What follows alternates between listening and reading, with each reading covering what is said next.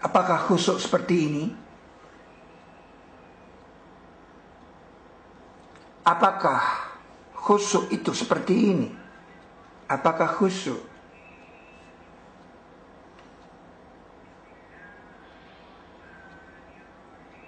Dalam Al-Quran surah ke-41 ayat 39 dikatakan, dan sebagian dari ayat-ayatnya ialah bahwa engkau lihat bumi itu khusyuk. Bumi itu khusyuk.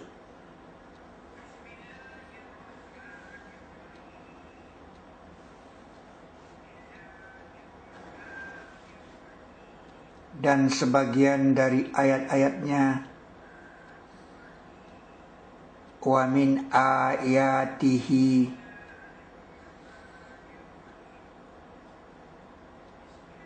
annaka taral arda khashi'ah.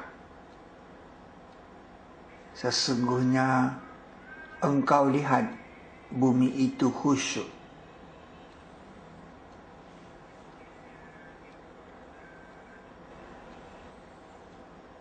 Apakah khusyuk?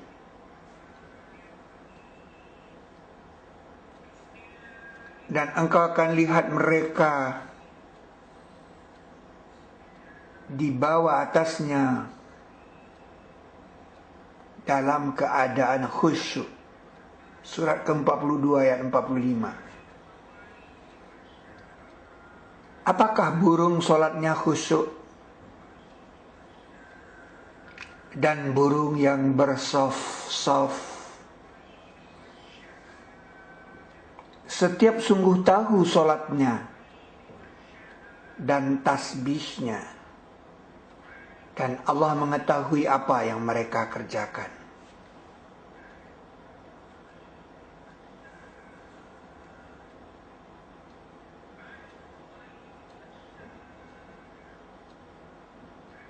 Wa-tayru safatin kullun qad alima salatahu wa tasbihah. Dan burung yang bersaf-saf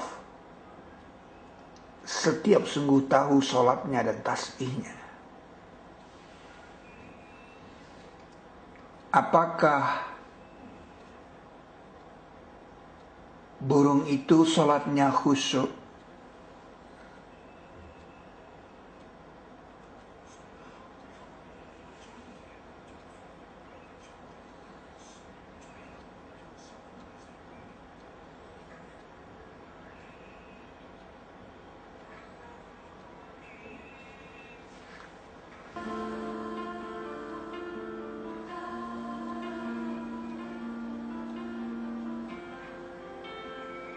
Apa itu khusyuk?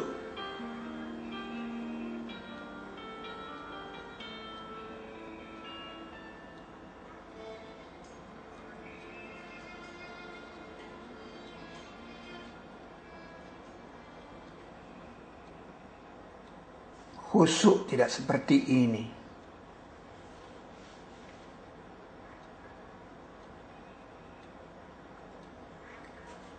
Khusyuk tidak seperti ini.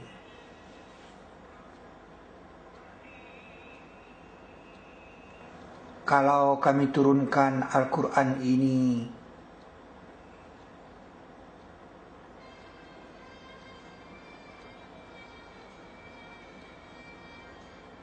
kepada gunung,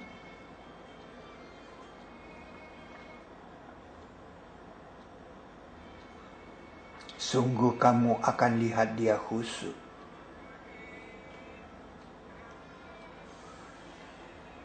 Lau anzalna hadzal Qur'ana ala jabalin la ra'aitahu. Sungguh engkau akan lihat dia khasyi'ah, khusyuk.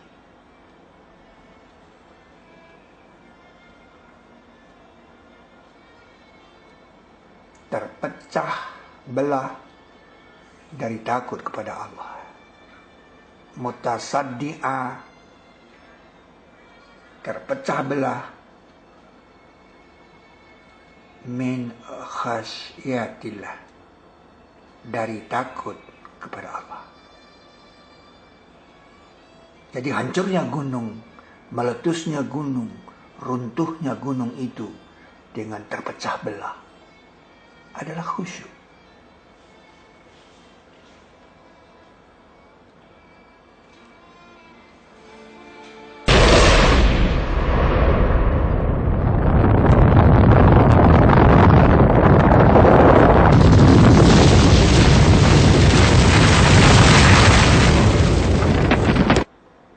Kalau kami turunkan Al-Quran ini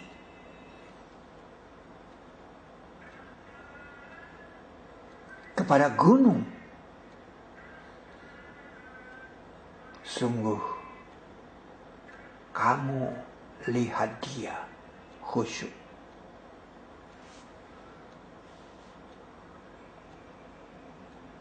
Terpecah belah, mutasaddi'a, dari takut kepada Allah, min khasyatillah.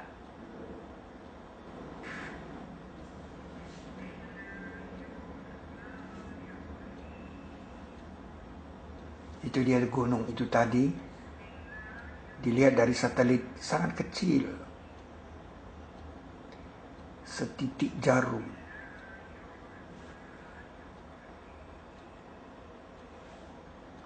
Hanya segoresan jarum saja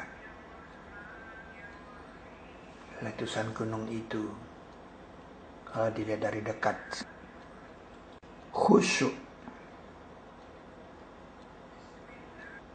salat khusyuk. Bagaimana mencapainya? Apa syaratnya? Syarat wajib tahu makna, tahu yang dikerjakan. Tahu makna berarti faham apa yang dikatakan. Kalau dalam sholat kita sedang membaca sebuah ayat, wal jibala autada, kalau artinya kita tidak tahu, maka di memori kita kosong dia.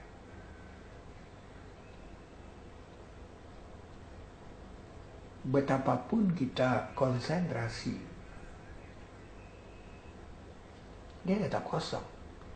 Wal jibala autada. Nah, ini yang menyebabkan kita terganggu. Karena di memori kita dia kosong. Apa itu? Wal jibala autada. Sehingga ketika kita sholat, tercium oleh kita bau makanan, bau ayam goreng, akan tergambar ayam goreng. Kita akan berbisik dalam diri kita, ini ayam goreng siapa ya?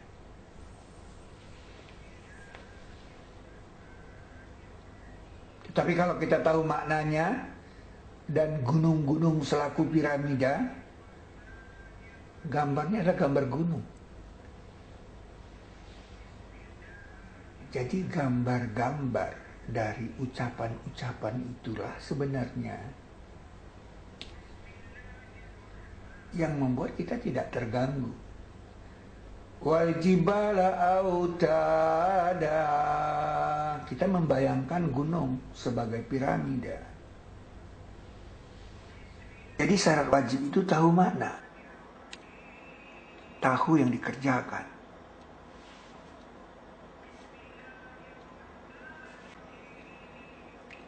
Di dalam Al-Quran dikatakan, mintalah pertolongan dengan sabar dan salat.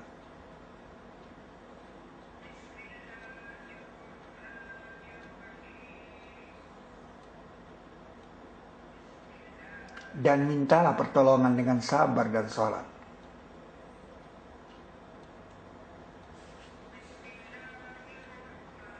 Wasta'inu bis sabri was salah.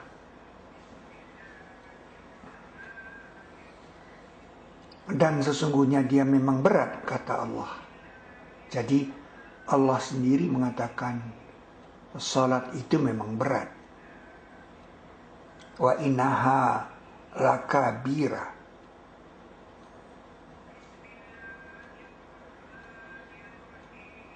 Illa alal khashiin. Kecuali atas orang yang khusyuk.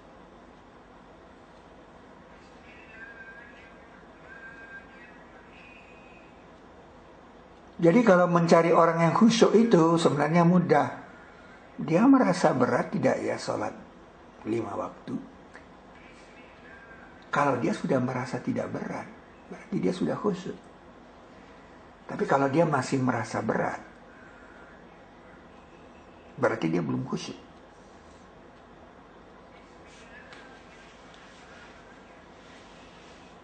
Pertanyaannya, mengapa mereka merasa tidak berat?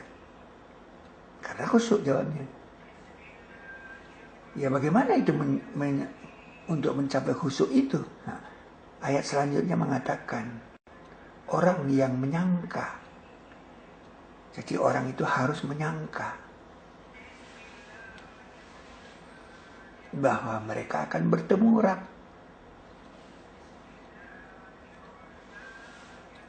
Allazina yazunnuna annahum mulaku rabbihi. Orang yang menyangka bahwa sesungguhnya mereka akan bertemu Rabb mereka.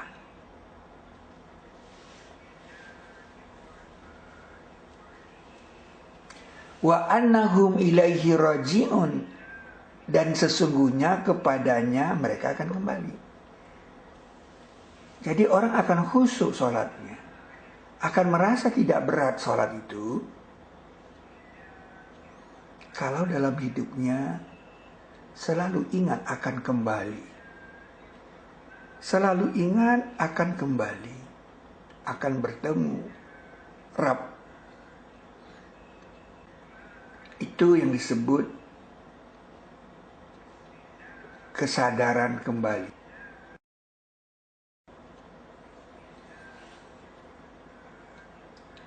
Dia jelaskan ayat-ayatnya agar kamu yakin kepada pertemuan.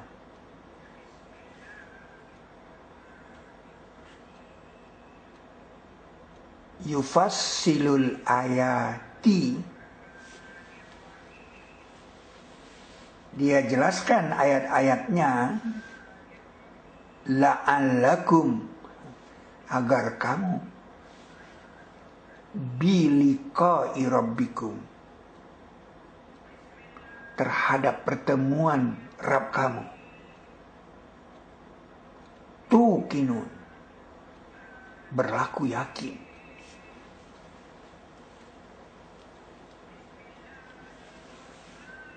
Jadi kalau kita tidak begitu yakin akan bertemu, ya agak sulit. Kita ragu-ragu, kita masih bermain-main di dunia. Itu yang menyebabkan kita malas sholat. Orang yang malas sholat adalah orang yang merasa sholat itu berat. Orang itu tidak khusyuk.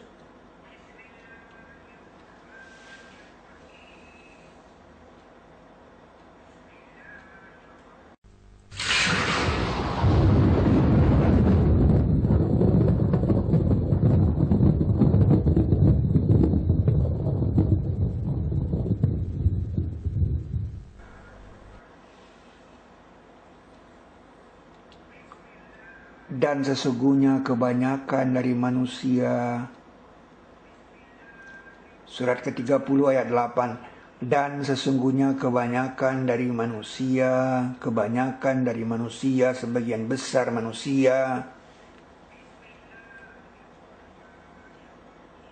wa inna katsiran minan nas, dan sesungguhnya sebagian besar dari manusia.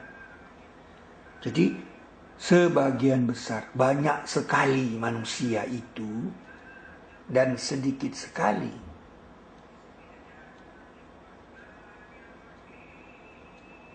biliqa'i rabbihim, terhadap pertemuan Rabb mereka, lakafirun, sungguh berlaku kafir.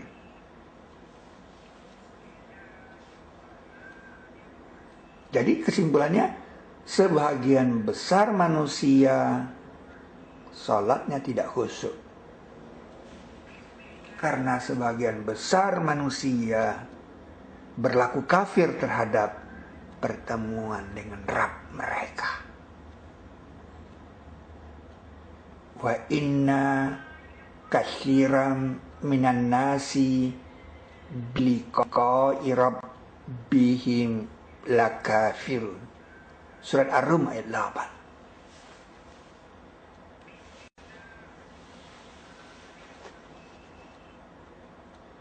Di dalam surat ke-37, surat As-Saffat, 4 kali disebut. Surat ayat ke-40, 74, 128 dan 160. Kecuali hamba-hamba Allah yang ikhlas.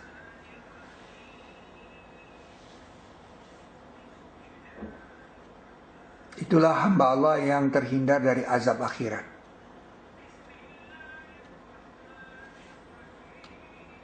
Illa ibadallahil mukhlasin.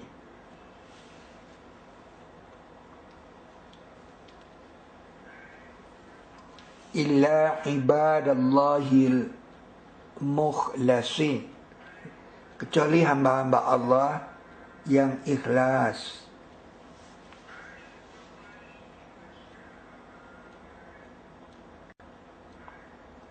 Itu juga yang dikatakan setan dulu. Ia tidak bisa mempengaruhi hamba yang ikhlas ini. Setan dulu pernah mengatakan kepada Allah bahwa dia akan menggoda manusia, tapi kecuali hambamu dari mereka yang ikhlas. Illa ibadaka minhumul mukhlasin. Illa ibadaka minhumul mukhlasin. Kecuali hamba-hambamu dari mereka yang ikhlas. Surat Al-Hijr ayat 40.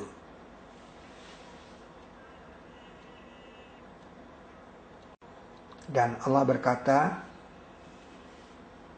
Qala haza.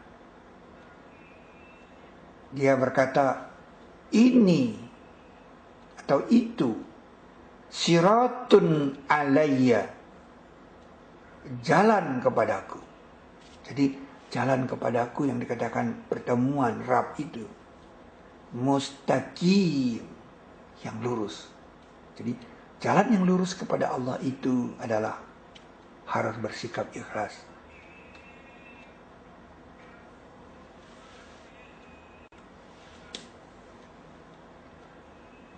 Jadi kalau orang tidak menyangka akan bertemu Rabb, sulit baginya untuk ikhlas. Kalau Anda tidak menyangka akan bertemu Rabb, Anda tidak bisa ikhlas.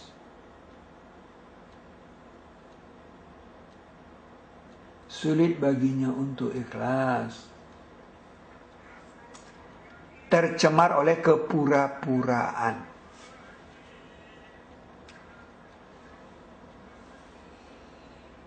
Kepura-puraan itu yang disebut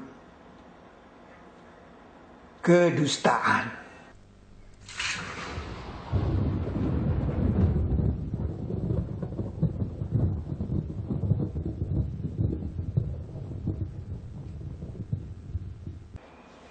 Bagaimana kalau kepada Anda dikatakan 10 kali?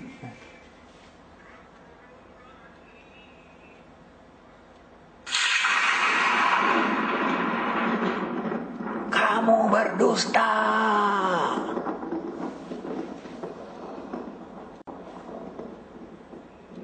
Bagaimana kalau kepada Anda dikatakan 20 kali.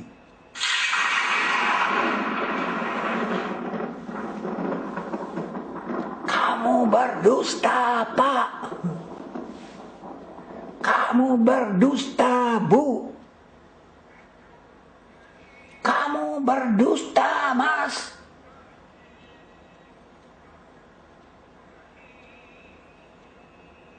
Bagaimana kalau sampai 31 kali?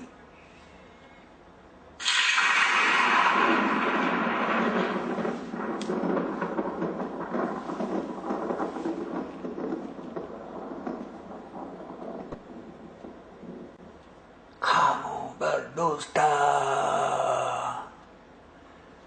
Kamu berdusta.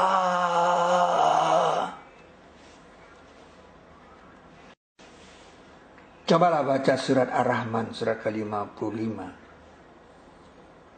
Di sana ada diulang 31 kali pernyataan, kamu berdusta.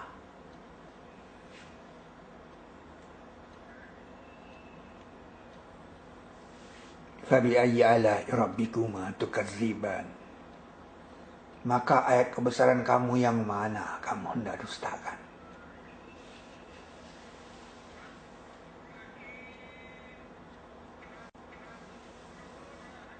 Coba Anda pergi ke pasar, ke mall, Anda bawa uang 100.000.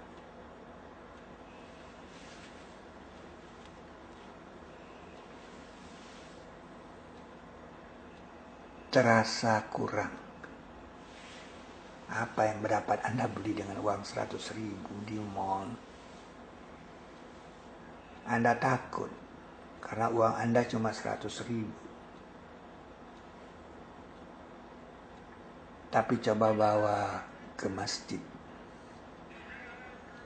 Anda berusaha untuk menukarkan uang ini dengan uang receh. Karena Anda merasa terlalu besar.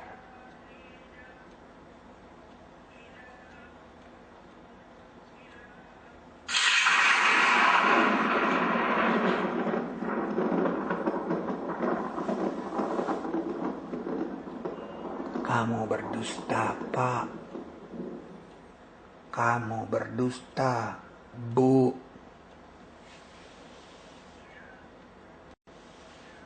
Bagaimana kalau kepada Anda dikatakan,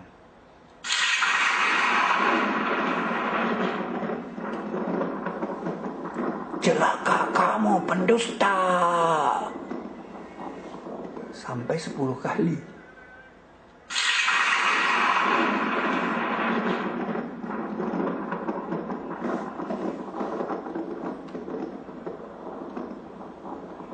Cobalah Anda baca surat ke-77. 10 kali diulang di sana. Kecelakaan pada hari ini. Wailu yawma izil lil mukazzibin. Kecelakaan pada hari ini bagi orang-orang yang mendustakan.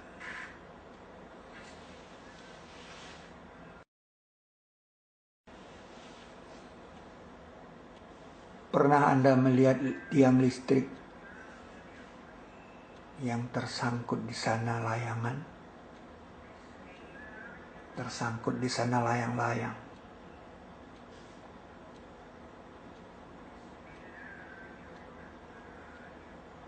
Lalu, kalau ada satu orang anak memanjatnya, Anda pasti teriak. Kalau Anda tidak teriak, berarti Anda monyet. Atau yang memanjat itu monyet. Anda pasti teriak, turun, itu berbahaya, turun. Nanti kamu celaka. Kalau Anda manusia normal, pasti Anda teriak. Apalagi kalau itu anak Anda. Pasti Anda teriak. Kalau Anda tidak teriak, berarti Anda monyet. Atau yang lain itu monyet. Anda monyet atau dia monyet. Anda tidak punya rasa takut. Monyet juga tidak punya rasa takut karena tidak tahu. Ini yang disebut oleh Allah. Sesungguhnya tidak takut kepada Allah dari hamba-hambanya, melainkan orang-orang yang berilmu.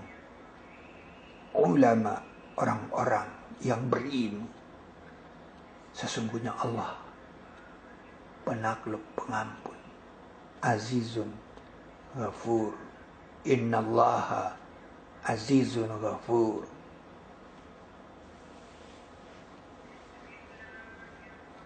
Innama yakhshallaha min ibadihil ulama. Sesungguhnya tidak takut kepada Allah dari hamba-hambanya, melainkan orang-orang yang berilmu. Jadi karena tidak tahulah, makanya anak kita tidak sholat subuh, kita biarkan saja. Sayang anak, hari Ahad, hari libur, anaknya nggak sholat. Anak sudah kelas 5, tidak sholat, dibiarkan saja. Padahal umur 7 tahun sudah harus diajar sholat dia. Akhirnya sudah SMU, tidak sholat juga. Anak kesayangan mama, anak kesayangan papa, nggak sholat. Sudah mahasiswa apalagi tidak sholat juga. Akhirnya sudah kerja kantor. Sudah terjadi musibah, baru sholat.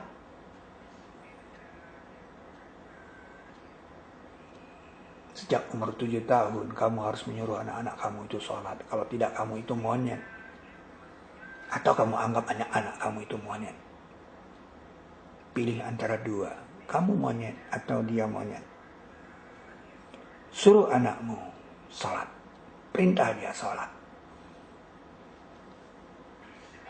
Jangan kamu biarkan mereka berada di tempat yang berbahaya.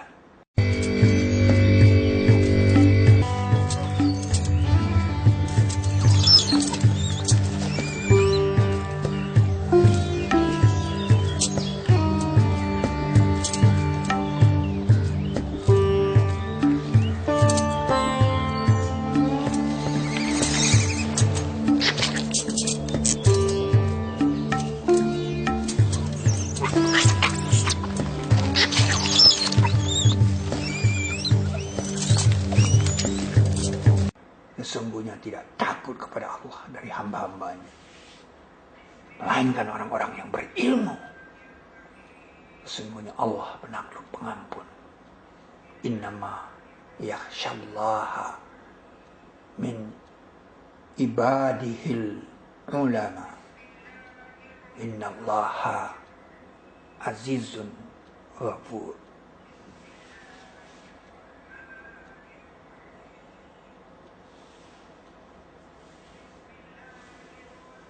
Saya ada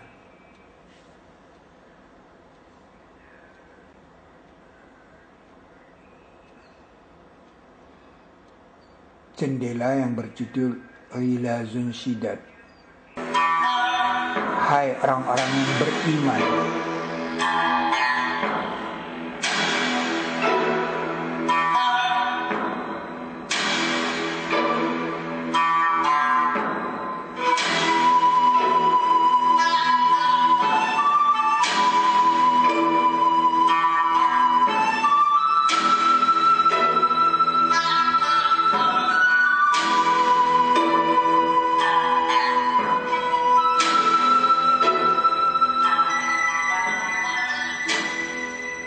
peliharalah diri kamu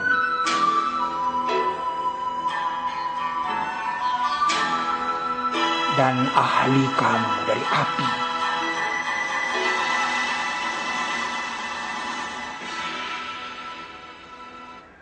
Yang bahan bakarnya manusia dan batu. Atasnya malaikat yang Ghilazun Shidad. Ya ayyuhallazina amanu qu anfusakum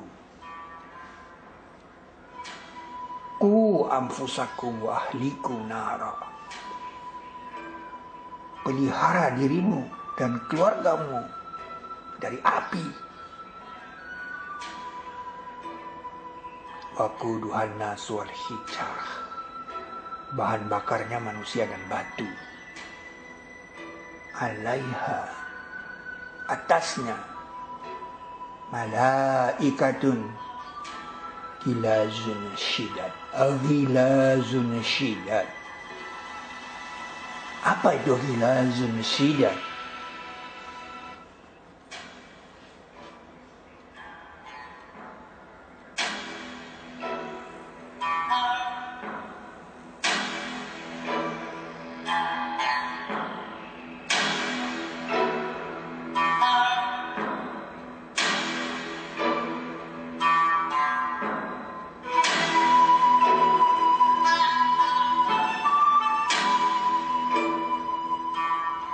Apabila mereka lihat dari tempat yang jauh, mereka dengar padanya suara raungan dan suara nyalaan.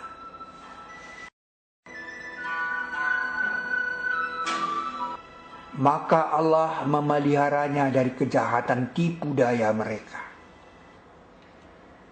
Dan keluarga Fir'aun dikepung oleh azab yang buruk. Ini keluarga Fir'aun dikepung oleh azab yang buruk. Api. Jadi keluarga Fir'aun sudah dinampakkan api. Api dinampakkan atas mereka pagi dan petang.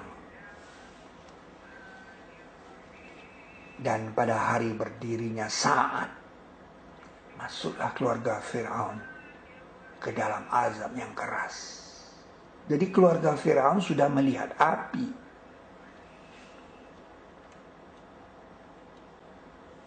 Fir'aunnya bagaimana? Fir'aunnya diselamatkan. Maka pada hari ini kami selamatkanmu dengan badanmu untuk jadi ayat. Untuk orang-orang yang di belakangmu, tetapi kebanyakan manusia lalai dari ayat-ayat kami.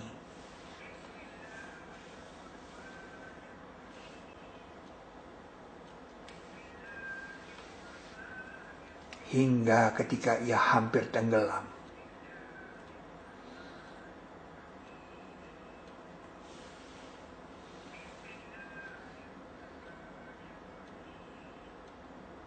ia berkata, aku beriman bahwa dia tidak ada yang ditaati melainkan yang diimani dia oleh Bani Israel, dan aku dari orang yang menyerah diri. Itu cerita Fir'aun. Dia baru menyerah diri setelah dia mau mati. Baru sekarang. Padahal sungguh engkau durhaka sebelum ini, dan adalah engkau dari orang-orang yang berbuat kerusakan. Disuruh menghukum dengan hukum Allah, dia tidak mau. Diajak melaksanakan syariat Islam, dia tidak mau. Sudah mau mati dia baru bilang, aku mau menyerah diri.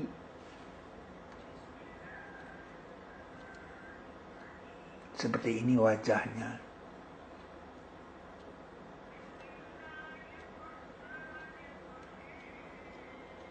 Maka pada hari ini kami selamatkanmu dengan badanmu untuk jadi ayat untuk orang-orang setelahmu.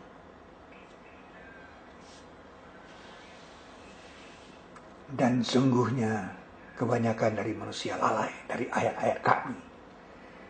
Sampai sekarang orang tidak tahu yang mana sih yang mayat Fir'aun itu.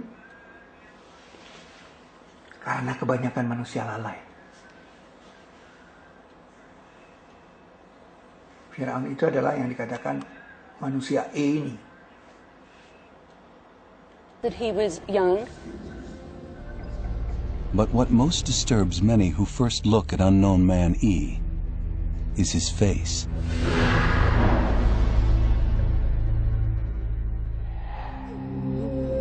Other mummies look composed, confident, seemingly ready for the perilous journey to the afterlife.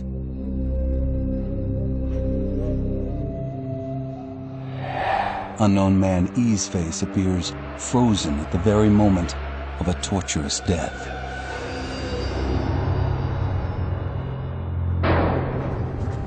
Religious. The oddities are not just on the surface. Case becomes. The brain hasn't been removed the way it is traditionally removed. There is no evisceration, so all of his internal organs are still inside the body. The ancient embalmers never cut open Unknown Man E to remove his organs, something these men have never seen before. They never stuffed him with natron and herbs. Instead, they covered him head to foot with an unknown chemical. Dr. Fouquet describes its effect on the mummy's skin. To reveal the substance is not the traditional embalming salt, natron. It's a mixture of natron and a much harsher desiccant, quicklime. The mystery mummy's embalmers had done the unthinkable. Not only had they left his organs inside, they hadn't packed him in natron for 35 days. They'd simply coated his body with lime and immediately wrapped it. It's a violation. Dan betapa banyak kami binasakan sebelum mereka dari Kornin. Adakah engkau jumpai seorang dari mereka atau engkau dengar cerita mereka? Ayat ini seperti sindiran. Adakah engkau jumpai seorang dari mereka? Surat ke-19 ayat 98. Ternyata kemudian ketika terjadi pemanasan global di pegunungan Alpen, esnya mencair. Kita temukan seorang dari mereka itu. Jadi ayat ini sebuah sindiran.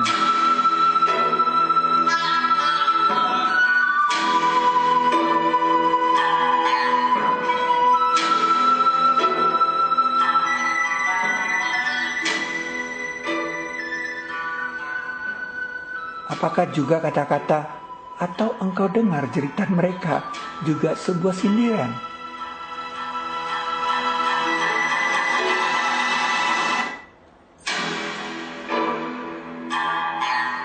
Atau engkau dengar jeritan mereka?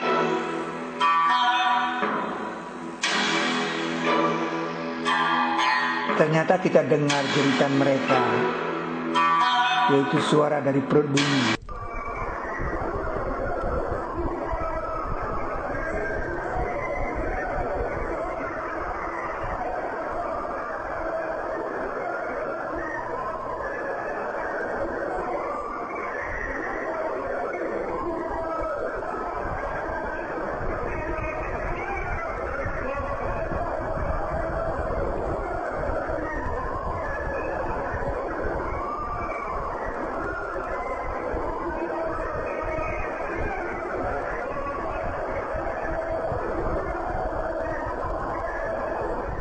Itulah perumpamaan dari Ghilazun Sidat. Kepada Allah lah bersujud. Jadi semuanya bersujud kepada Allah. Mengapa kita tidak mau pula bersujud? Dan kepada Allah bersujud apa-apa yang di langit dan apa-apa yang di bumi. Pertanyaannya, mengapa kita sebagai makhluk Allah tidak mau bersujud, tidak mau sholat, malas sholat? Dari makhluk berjalan dan malaikat pun bersujud dan mereka tidak menyombong. Ini yang perlu kita tahu, semuanya bersujud. Kalau kita tahu itu, kita akan tidak malas sholat dan kita akan khusyuk sholatnya. Kalau saya tanya, berapa tahun lagi kamu mau hidup?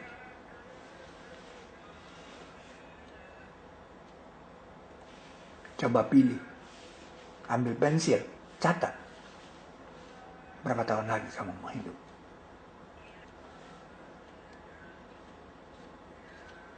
Jawab yang benar adalah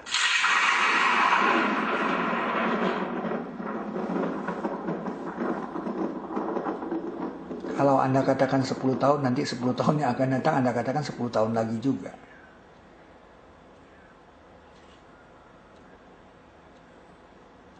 Ayat Al-Quran ini mengatakan, dan mereka tidak pernah bercita-cita mati selama-lamanya.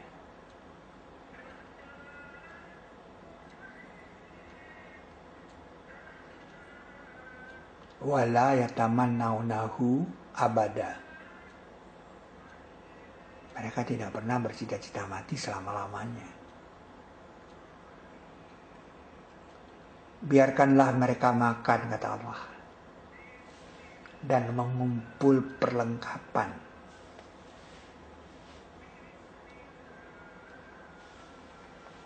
Yatamatta'u. Mata'un itu perlengkapan.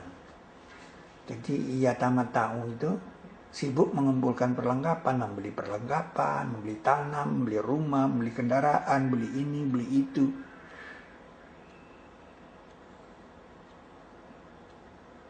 Dan dilalaikan oleh cita-cita, maka nanti mereka akan mengetahui dia lupa berjuang di jalan Allah, lupa berinfak fi sabilillah.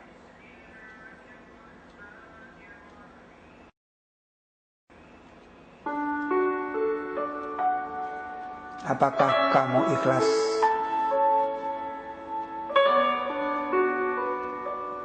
setelah berumur 112 tahun?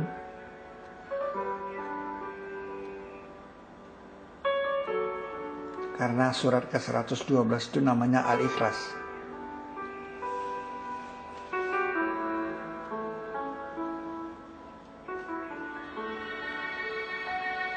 Ini ada orang lahir 1893, tahun 2005, umurnya 112 tahun.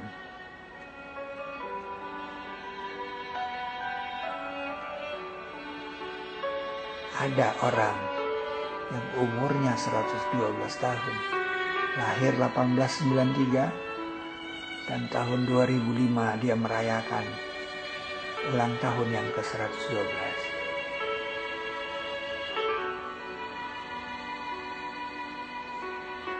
Ibu Lydia namanya.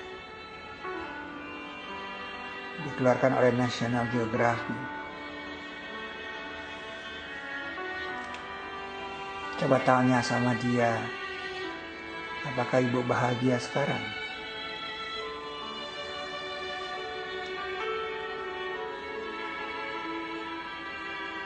Dan Allah telah menciptakan kamu. Kemudian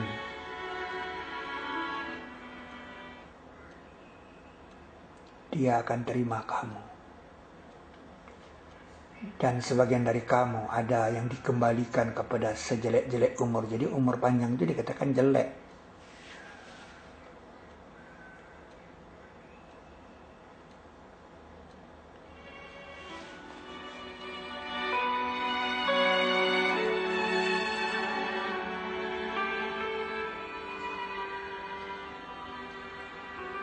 Supaya ia tidak tahu sesuatu sesudah tahu.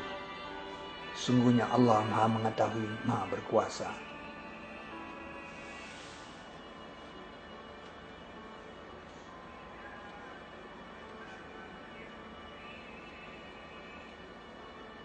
Jadi orang kalau sudah pikun, sudah lupa, sudah tidak tahu lagi. Mereka telah putus asa dari akhirat. Sebagaimana putus asa orang-orang kafir dari ahli kubur. Sebab itu jika diajak berinfak, ayo kita berinfak ke sini, kita berjuang jalan Allah, tidak mau dia. Dia sudah putus asa.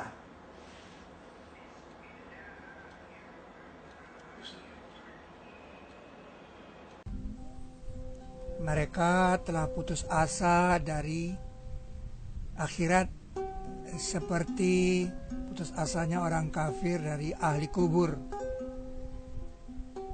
Orang kafir dari ahli kubur itu seperti ini. Ini kuburannya orang kafir. Mereka sudah putus asa dari akhirat. Mereka telah putus asa dari akhirat sebagaimana putus asa orang kafir dari ahli kubur.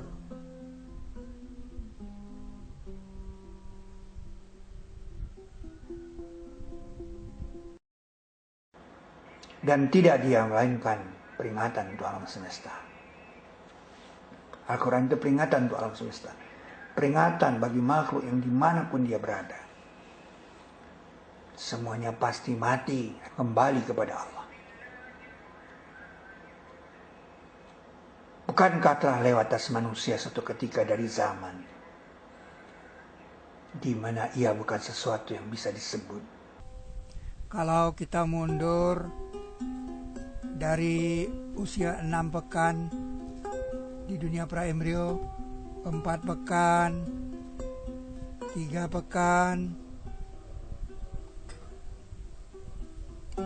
kita kembali menjadi telur. Itulah kita dulunya. Bahkan manusia hendak mendurhakai masa di depannya. Kalau saya tanya, kemarin Anda di mana? Anda bilang, saya di masjid. Padahal Anda di mall. Anda bisa berdusta tentang kemarin. Tapi kalau saya tanya, besok Anda di mana? Apakah Anda bisa berdusta? Anda tahu besok di mana? Ini 92.000 tahun yang lalu ini seperti ini. Dia manusia 92.000 tahun yang lalu ditemukan. Jadi artinya apa? Kita 92.000 tahun yang akan datang akan seperti ini. Itu yang kita dustakan.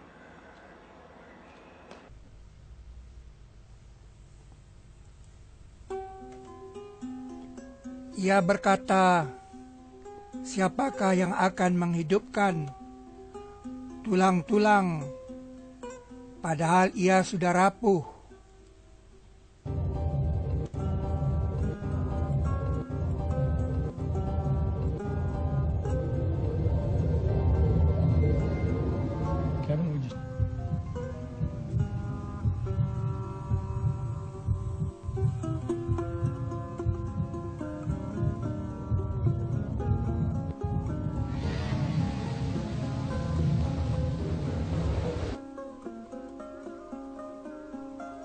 Ia berkata,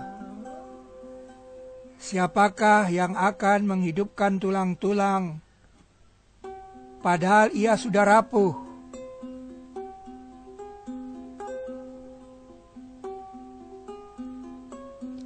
Katakan, akan menghidupkan dia yang menghendaki dia pada bentuk yang pertama. Dan dia mengetahui tiap ciptaan.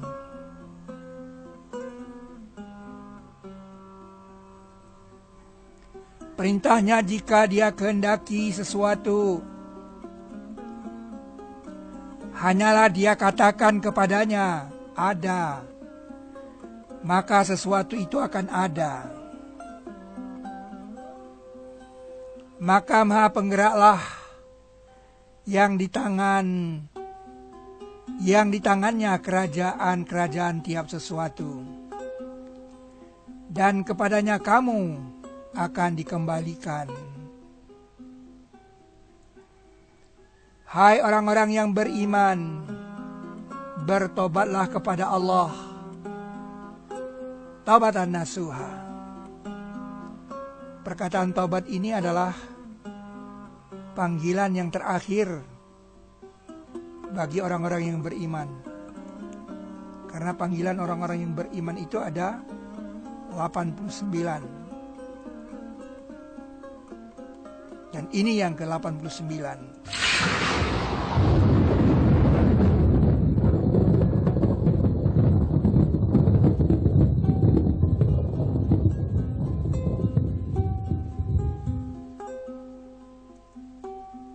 Siapa menghidupkan sunnahku di sisi rusaknya umatku, maka baginya ganjaran 100 syahid.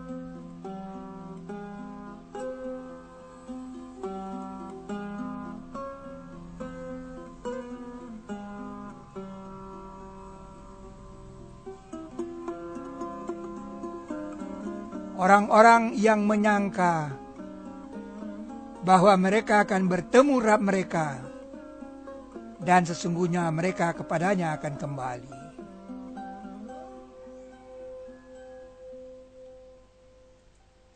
Demikian hidup khusyuk disertai salat khusyuk. Salat khusyuk pastilah hidupnya khusyuk.